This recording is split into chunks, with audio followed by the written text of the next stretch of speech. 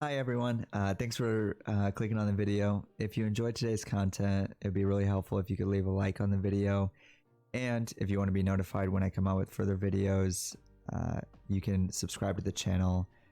Usually I come out with a video every Tuesday around 3 p.m. Just to give you a heads up also. Lastly, I do stream on Twitch Monday, Wednesday, and Friday from 3 p.m. to 6 p.m. and then 10 p.m. to about midnight. So if you do want to have a further conversation, or if you want to get to know me, it's a great place to find me, and I will leave a link down below. That's that. Today I wanted to talk to you guys about how to process failure, and then to really give you a real life example in my own journey of when I failed at something that I was pursuing. And this is not like just like any of these YouTube videos. I really want to clarify this. This is not an exhaustive list of how to process failure. It's not a complete conversation. These are just my thoughts in a 10-minute video, hopefully. And because of that, right, when I stream, I like to really process this even more, and to fill out the conversation, because there's so many aspects to when we fail at life and how to process that. I just wanted to give you guys something that I had to learn in my own failure that I think is really helpful when you come to that bridge and when you fail at something in life. And I say that not to be a Debbie Downer, but just because we're not perfect, that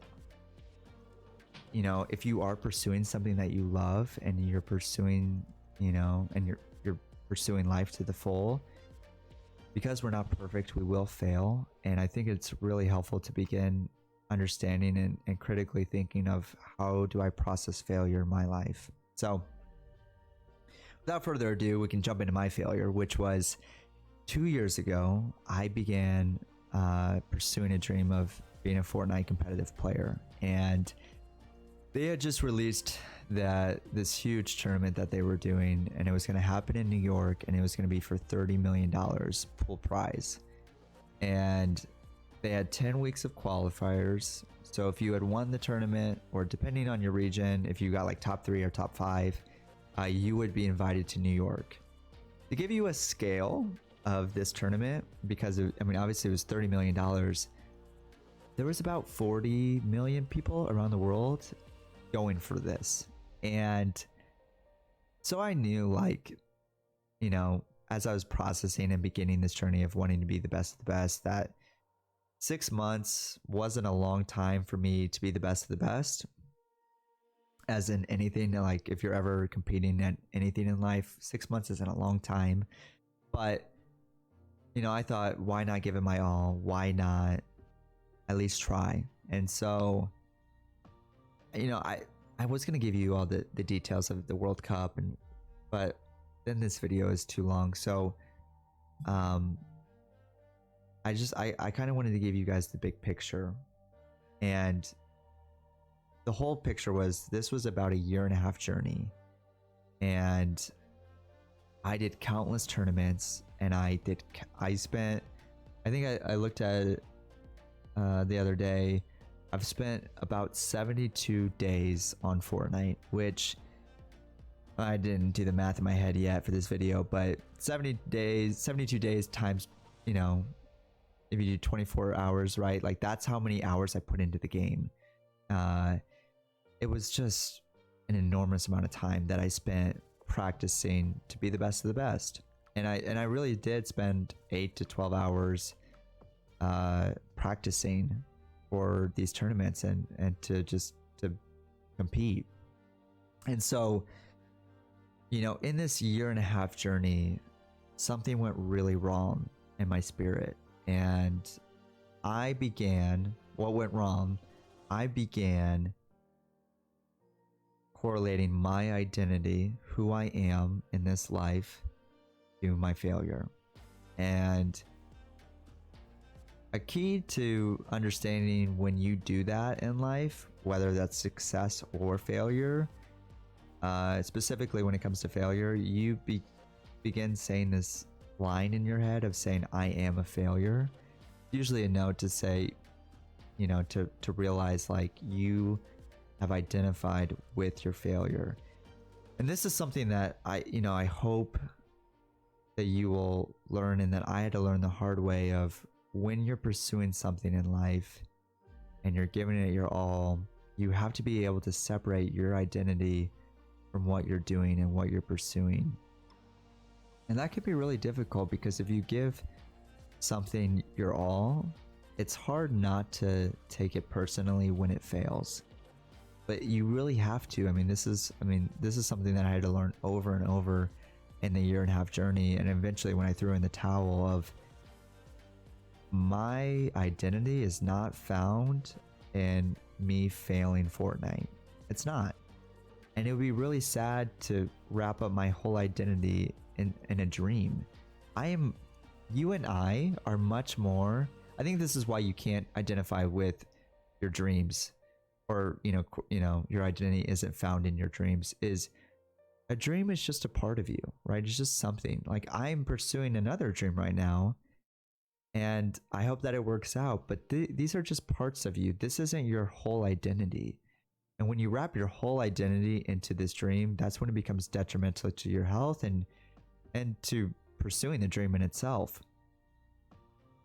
So, for this 1.5 years, it was this really weird dichotomy where I felt really confident when I was practicing, but when it came to the tournaments and I kept failing, it would increase the critique in me, and this line over and over in my head where I would say, you're a failure.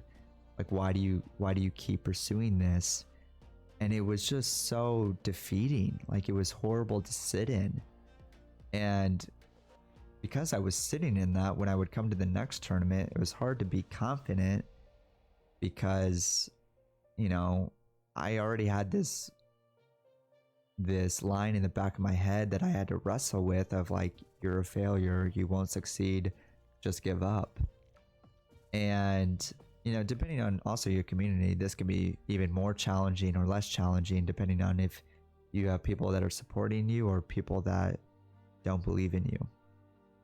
So, all things to consider. But that is something in the 1.5 years that I had to learn of, when you and I process failure in this life, that our identity is not found in a dream or in a failure. It's not. And that is something that I hope, again, when I make these YouTube videos, it's not an exhaustive conversation. When I say exhaustive, I mean like, it's not the complete conversation of how to process a failure, but I want to give you guys at least a nugget of knowledge of, this is something that I had to learn the hard way, and I hope you don't. I hope that when you pursue something and you live life to the full, that your identity is not wrapped in your failure or in your dream completely, but your identity is much more than that. And so you have to sit in the question of, who am I, and then answer that.